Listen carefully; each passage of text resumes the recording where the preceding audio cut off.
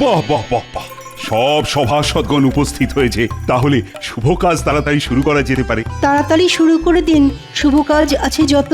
অধীর আগ্রহে সব সভাসদ আছি অপেক্ষারত। বাহ সভাকবি, শুরুতেই তো তুমি মাতিয়ে দিলে। যাই হোক, শোনো, এবারে তোমাদের পুজোর ভাতা তোমাদের সবার প্রিয় রানীমা নিজের হাতে দেবেন। বাহ বাহ বাহ, এ তো দেখছি মা লক্ষ্মীর হাত থেকে দুর্গাপুজোর উপহার। বেড়ে বলেছ গোপাল। ঠিক আছে ঠিক আছে রানী, তাহলে কথা না বাড়িয়ে কাজ শুরু করে দাও। শোনো, এবারে আমি ঠিক করেছি তোমাদের সকলকে পুজোর উপহার তোমরা যে যেরকম কাজ করো তাকে সেই হিসেবে দেব। সবার প্রথমেই ডেকে নিচ্ছি আমাদের রাজ পণ্ডিত মশাইকে।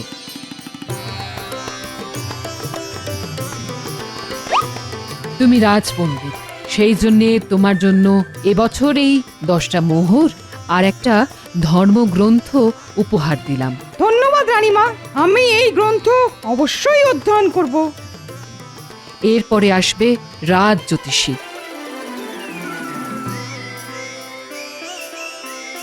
তুমি রাজ জ্যোতিষী, তাই তোমার জন্য এই জ্যোতিষ শাস্ত্রের বই উপহার আর সাথে এই 10 মোহর পুজোর বকশিস।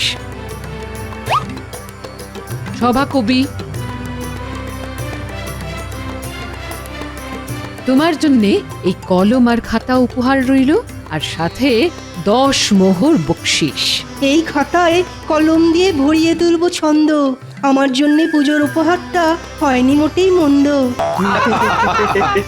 রাজবৈদ্য,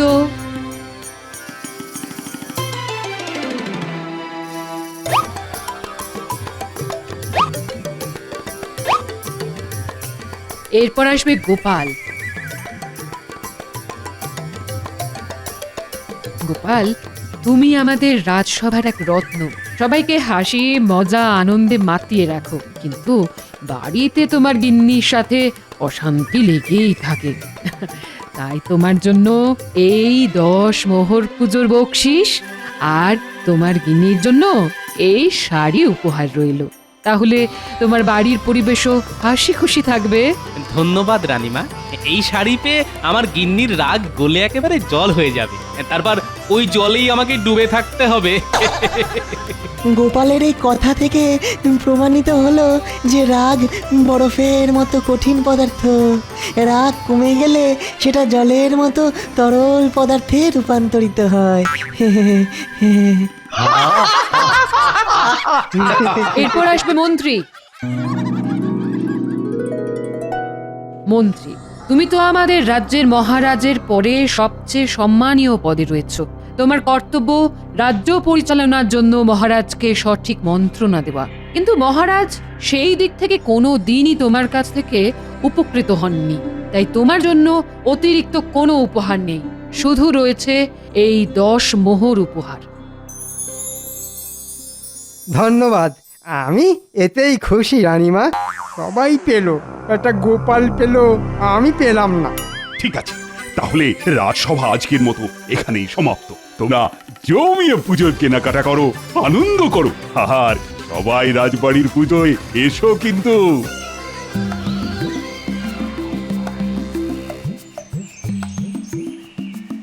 কি দিদি, তোমার পুজোয় শাড়ি কেনা হলো?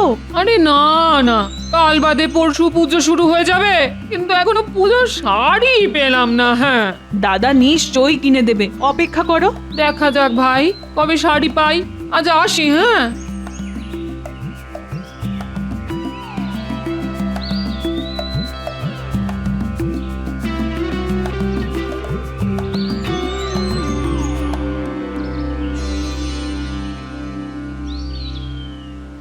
সুস্বাগতম সুস্বাগতম, চলমান দেবী এসে পড়েছেন। বাবা, নাটক যত, সামনে থেকে সরে পড়ো তো, মেলা কাজ পড়ে আছে। দূর, কাজ তো করবেই গিন্নি, কিন্তু তার আগে এই নাও ধরো। এটা কি? হ্যাঁ, মা দশভুজার পুজো উপলক্ষে আমার বাড়ির দ্বিভুজা দেবীর জন্য উপহার, খুলে দেখো। ও মা, কি সুন্দর শাড়ি! এটা আমার জন্যে? টানা তো কার জন্য হবে গিন্নি, তুমি তো আমার বাড়ির দ্বিভুজা দেবী। তুমি আমার শরতের পেজা তুলোর মেঘ, তুমি আমার কাশফুল। শাড়ি তো পেলাম, তা গয়না কানের দুল? তাও এনেছে গিন্নি, করিনি কোনো ভুল। ও মা, কি সুন্দর কানের দুল গো, কি সুন্দর গয়না। উপচে পড়ছে আনন্দ, প্রাণেতে আর সয় না।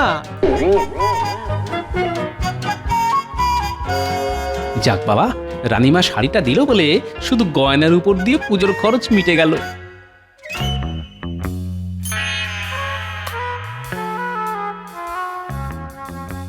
কি গো, সেই যে রাজসভা থেকে বাড়িতে এলে তখন থেকে ওরকম ঘুম মেরে বসে আছো কেন? চুপ করে বসে থাকবো না তো হাত পা ছড়িয়ে নৃত্য করবো নাকি? হ্যাঁ, এই তোমার কি হয়েছে বলো তো? আজকে তো পুজোর ভাতটা দেওয়ার কথা ছিল না, তা সেসব কিছু পাওনি? ওই যা পাই 10টা মোহর পেয়েছি। বাহ, ভালো তো। তাহলে মনমরা হয়ে বসে আছো কেন? হ্যাঁ, গোপাল তো রানীমার কাছ থেকে একটা জমকালো শাড়ি পেলো ওর গিন্নির জন্যে, কিন্তু তোমার জন্যে কিচ্ছু না। হ্যাঁ, সে কি বলছো? গোপালের বউ শাড়ি পেয়েছে আর সেটা তুমি মুখ বুজে সহ্য করেছো? হ্যাঁ, ঠিক বলেছো। আমাকে গোপালের চেয়ে বড় উপহার না দিলে আমি রাজসভাতেই যাব না। হ্যাঁ, ঠিক বলেছো।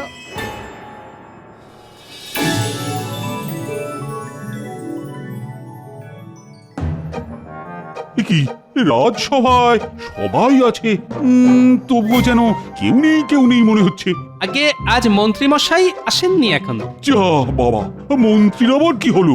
বোধহয় পুজোর বকশিস পেয়েই কেনাকাটা করতে বেরিয়েছেন। মন্ত্রী মশাইয়ের পুজোর আগে আবার হঠাৎ করে অসুখ বিসুখ হয়নি তো? তাহলে তো হয়েই গেল। আজকে তাহলে মন্ত্রী মশাইয়ের ছুটি। না না না না, রাজবাড়ির পুজো নিয়ে অনেক কিছু আলোচনা করার আছে, কোনো ছুটি নেই আজ। ও প্রহরী, আজ্ঞা করুন মহারাজ। যাও এক্ষুনি মন্ত্রীকে বাড়ি থেকে ডেকে নিয়ে এসো, অনেক গুরুত্বপূর্ণ আলোচনা করার আছে এই সময় পুজোর আগে। না না না না, একদম কামাই করা যাবে না। যথা আজ্ঞা মহারাজ, আমি এক্ষুনি মন্ত্রী মশাই বাড়িতে যাচ্ছি। হ্যাঁ হ্যাঁ, তাই যাও তাই যাও।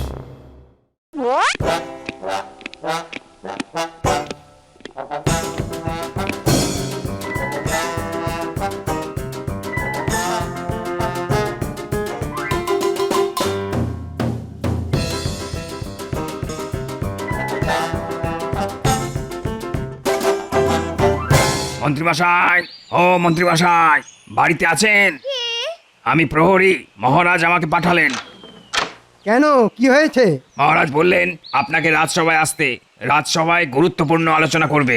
আমি আর রাজসভায় যাব না, মহারাজকে গিয়ে বলে দাও। কেন মন্ত্রী মশাই? কারণ গোপালকে ওর গিন্নির পরার জন্যে রানীমা শাড়ি উপহার দিয়েছেন, কিন্তু আমার বেলা লবডঙ্কা, মানে শুধু ওই 10টা মোহর। তাহলে আপনি রাজসভায় যাবেন না? আমি হলাম মন্ত্রী, আমাকে যদি সকল সভাসদদের মধ্যে সবচেয়ে বড় উপহার না দেওয়া হয় তাহলে আমি রাজসভায় যাব না, এই আমার শেষ কথা।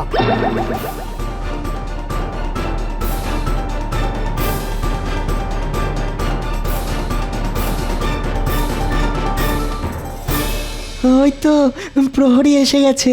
কিন্তু কই, প্রহরীর সাথে তো মন্ত্রীকে দেখছি না। মহারাজ, মন্ত্রী মশাই আর রাজসভায় আসবেন না বলে দিলেন। হ্যাঁ, পুজোর বকশিস পেয়েই রাজসভার চাকরি ছেড়ে দিলেন। কেন, মন্ত্রী রাজসভায় আসবে না কেন? মন্ত্রী মশাই বলেছেন ওনার চেয়ে গোপাল বেশি ভালো পুজোর উপহার পেয়েছে, তাই ওনাকে যদি সকল সভাসদের মধ্যে সবচেয়ে বড় উপহার না দেওয়া হয় উনি আর আসবেন না।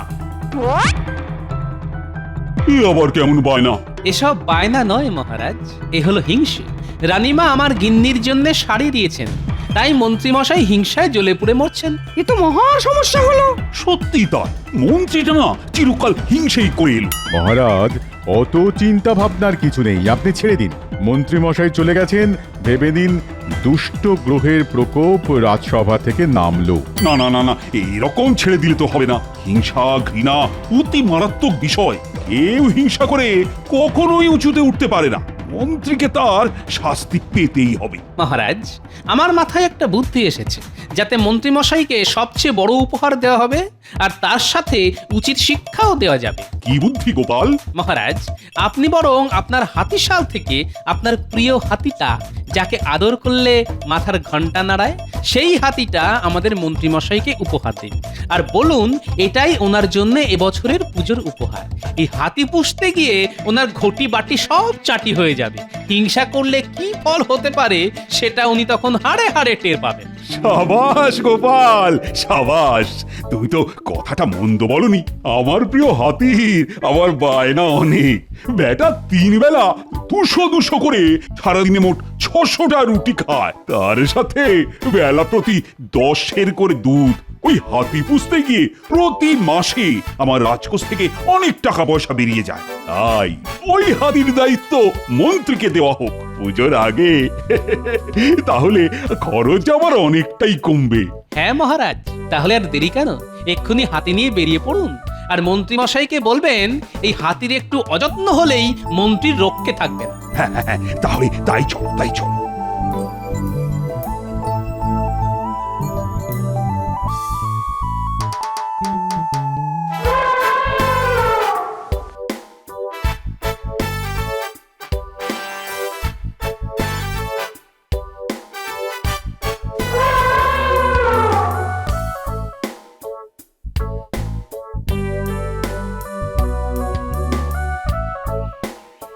মন্ত্রী, ও মন্ত্রী, ও মন্ত্রী মশাই, মন্ত্রী মশাই, ও মন্ত্রী মশাই, দরজা খুলুন। আপনার জন্য মহারাজ উপহার এনেছেন। দরজাটা খুলুন। কি সৌভাগ্য! মহারাজ, আপনি আমাদের বাড়িতে এসেছেন। একেবারে মন্ত্রীর জন্য পুজোর উপহার সাথে করে নিয়ে এসেছি। কি উপহার এনেছেন মহারাজ? হ্যাঁ, আপনার প্রিয় হাতি আমাকে দান করছেন? হ্যাঁ মন্ত্রী, আমি অনেক বিচার বিবেচনা করে দেখলাম তোমাকে সব থেকে বড় উপহার দেওয়াই উচিত, আর তাই এই হাতিটাই সেরার সেরা উপহার হবে। ওগো, হাতির খোরাক তো অনেক, তুমি পারবে তো সামলাতে? সেসব তুমি বাদ দাও, আমি বুঝে নেব। ধন্যবাদ মহারাজ, আপনার এত উদার হৃদয় আমার জানা ছিল না। ঠিক আছে, ঠিক আছে, আর তো সামুদ করতে হবে না। দেখো মন্ত্রী, হাতি তোমাকে যখন উপহার দিলাম, তাহলে এই হাতির ভরণ পোষণের সমস্ত দায়িত্ব কিন্তু তোমার। হ্যাঁ মহারাজ, সেটাই তো স্বাভাবিক। আমি যখন এই হাতির প্রভু, তখন আমি সব দায়িত্ব নেব। মাহুত, এই হাতি কি কি খায় সেটা তুমি মন্ত্রীকে জানিয়ে দাও। এ হাতি না মহারাজের প্রিয় হাতি। উল্টো পাল্টা খড় ভুসি কিচ্ছু খায় না। এই হাতি 3 বেলা দুধ দিয়ে রুটি খায়, তা আবার ভালো করে আখের গুড় দিয়ে মেখে দিতে হয়। মোট 600টা রুটি খায় সারাদিন। সকালে 200, দুপুরে 200 আর রাত্রে 200। প্রতিবার 10 করে দুধ চাই হাতির, নইলে কিন্তু রেগে যায়। হ্যাঁ, এছাড়াও সারা দিনে 3 কাঁদি বর্তমান কলা তো দিতেই হবে। হ্যাঁ নয়, হ্যাঁ, হাতির যত্নে যদি কোনো ত্রুটি হয়, তাহলে আমি মা দুর্গার প্রতিমা বিসর্জনের সাথে সাথে তোমাকেও বিসর্জন দিয়ে দেব। মন্ত্রীমশাই, শুরু করে দিন। দুপুর হয়ে গেল, হাতির খাবার বানানো শুরু করে দিন। বিকেলে রাজবাড়ির মাঠে এসো মন্ত্রী, আজকে দুর্গা মায়ের প্রতিমা সাজানো হবে। কি হলো গিন্নি, হাঁ করে দাঁড়িয়ে দেখছো কি? হাতির খাবার বানানো শুরু করো। ধুর ধুর, তুমি জেনে বুঝে নিজের বিপদ নিজে ডেকে আনলে। দেখো, মহারাজ যখন ভালোবেসে উপহার দিয়েছেন, তখন সেটাকে যত্ন করার দায়িত্ব আমার। আমি দুধ, গুড় আর আটা নিয়ে আসছি, তুমি উনুন ধরাও। আচ্ছা আচ্ছা, ঠিক আছে।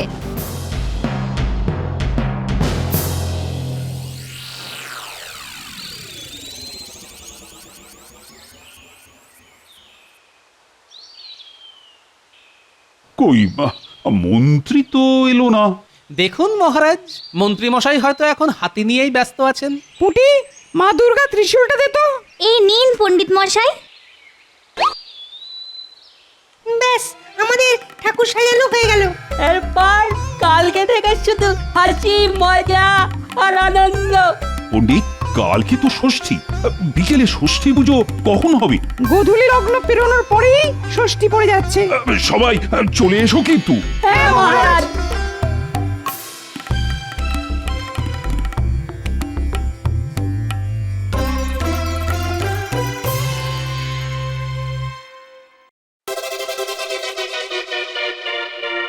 ও আহ ও রুটি বেলতে বেলতে আমার হাতের কবজি খিল সব খুলে গেল। মহারাজের আদেশ, আমি আটা মাখছি, তুমি রুটি বেলো। ধুর ধুর, আর ভালো লাগে না। ধুর।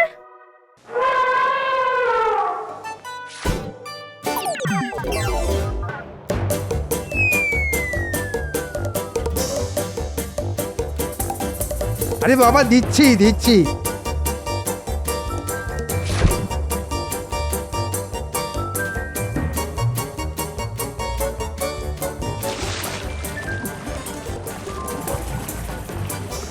কি মন্ত্রী মশাই, হাতি মাথার ঘন্টা বাজাচ্ছে, খাওয়া দাওয়া করছে? দূর দূর, হাতির খাবার কিনতে গিয়ে পুজোর বকশিস পাওয়ার সব মোহর শেষ হয়ে গেল। এদিকে আমার গলার ঘন্টাও বাজিয়ে দিল। তাতে কি মন্ত্রী মশাই, পুজোর সব থেকে বড় উপহার বলে কথা। আরে বাবা, দিচ্ছি দিচ্ছি। মন্ত্রী মশাই, আপনি আপনার অতিথি আপ্যায়ন চালিয়ে যান, আমি আসি।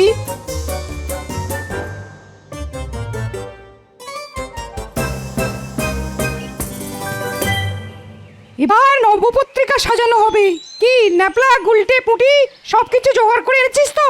হ্যাঁ পণ্ডিত মশাই, আপনি যা যা বলেছেন সব এনেছি। কলা গাছ, ধানের শীষ, বেল গাছের ডাল, হলুদ গাছের ডাল, মানকচু, জয়ন্তী, অশোক, ডালিম, আপনি যা যা বলেছেন সব সব এনেছি। বাহ, আমি নবপত্রিকা সাজিয়ে ফেলছি। কালকে সকালে কলা বউ স্নান হবে, সবাই চলে আসবি কিন্তু। নিশ্চয়ই পণ্ডিত মশাই। কি পুজোর জোগাড় কেমন চলছে? সবই ভালো চলছে। তোমার নাতি নাতনিরা খুব কাজ করছে। বাহ, এই তো চাই। আচ্ছা, সবাই তো আছে দেখছি, কিন্তু মন্ত্রী মশাইকে তো দেখতে পাচ্ছি না। মন্ত্রী মশাই এখন হাতির সেবা যত্ন করতেই ব্যস্ত আছেন, সব থেকে বড় উপহার বলে কথা।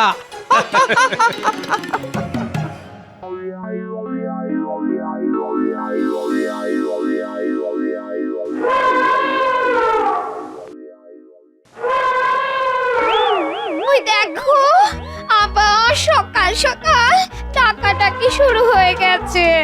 উফ, কি জ্বালা! এ দেখছি একটু শান্তিতে ঘুমোতেও দেবে না। এখন আবার 200টা রুটি বানাতে হবে। যাও যাও যাও, বাজার থেকে আটা, দুধ, কলা, গুড় নিয়ে এসো। যাও। এ বাবা, এই তো কালকে কত আটা, গুড়, কলা, দুধ আনলাম, এর মধ্যে সব শেষ। তা শেষ হবে না, সারাদিনে 600টা করে রুটি খাচ্ছে। ও কি যন্ত্রণায় যে পড়লাম। এদিকে হাতে টাকা পয়সা ছিল, সবই তো কালকে হাতির খাবার কিনতে গিয়ে খরচ হয়ে গেছে। এখন আমি কি করি? তুমি যেখান থেকে পারো, যেভাবে পারো খাবার নিয়ে এসো। যাও, আমি রান্নাঘরে কালকের বাসন মাজছি। ও দূর দূর, এবার মনে হচ্ছে ঘরের জিনিসপত্র সব বেচে দিয়ে হাতির খাবার কিনতে হবে। তাহলে তাই করো, না হলে মহারাজ আমাদের রক্ষা রাখবে না।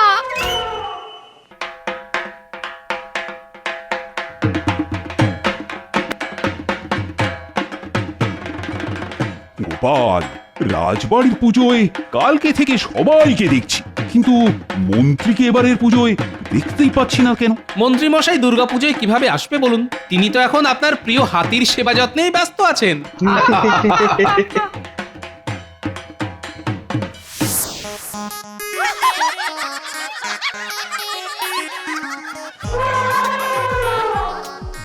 আরে বাবা, রুটি হচ্ছে। ও, আমি এবার মনে হচ্ছে পাগল হয়ে যাব। আমি আমি আর দিন রাত রুটি বেলতে পারবো না। রুটি বেলতে বেলতে হাতে ব্যথা হয়ে গেল। আজই আমি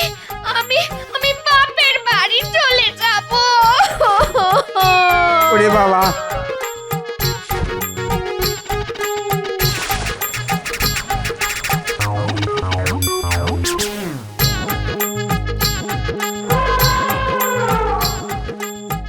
ওরে বাবা, এখনো চেঁচাচ্ছিস কেন?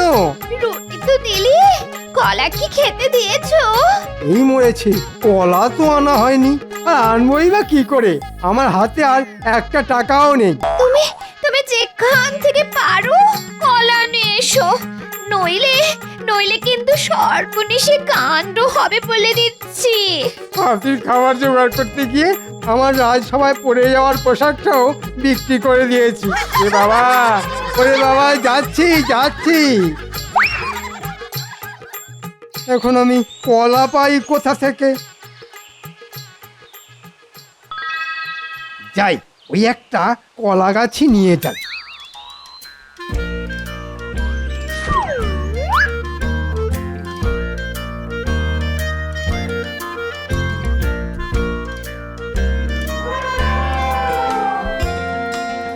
নে বাবা হাতি, নে নে, কলা পাইনি, কলা গাছই খা। ওরে বাবা, মরে গেলাম রে। ওরে বাবা রে, বাঁচাও বাঁচাও, বাঁচাও বাঁচাও। মহারাজ মহারাজ, রক্ষা করুন রক্ষা করুন, মহারাজ রক্ষা করুন। এ কি মন্ত্রী মশাই, আপনার এরকম অবস্থা হলো কি করে? হাতির খাবার জোগাড় করতে করতে আমার সব শেষ হয়ে গেছে। নিজের পরিধানের বস্ত্র বিক্রি করে দিয়েছি। কেন মন্ত্রী, তুমি সব থেকে বড় উপহার নেবে না? না না মহারাজ, চাই না চাই না আমার এই উপহার। একে পুষতে গেলে আমি রাস্তার ভিখারি হয়ে যাব। এই জন্যই মন্ত্রী মশাই, কারো ওপর হিংসা করতে নেই। আমরা যে যতটুকু পাই ঠিক ততটুকু নিয়েই সন্তুষ্ট থাকা উচিত। রে থাম থাম, তোকে আজই হাতিশালে আবার পাঠিয়ে দেব। আর মন্ত্রী, তুমি যদি ফের গোপাল বা অন্য কারোর ওপর হিংসে করো, তাহলে কিন্তু তোমায় এই রাজ্য ছাড়া করব আমি। ভুল হয়ে গেছে মহারাজ, আপনি আমায় ক্ষমা করুন। ক্ষমা করার আমি কে? মা দুর্গার কাছে ক্ষমা চাও। হে মা দুর্গা, আপনি আমায় ক্ষমা করুন। এরকম ভুল আর কোনোদিন করব না, কারো ওপর হিংসে করব না। পুষ্পাঞ্জলির সময় হয়ে গেছে, সবাই হাতে ফুল বেলপাতা নিন।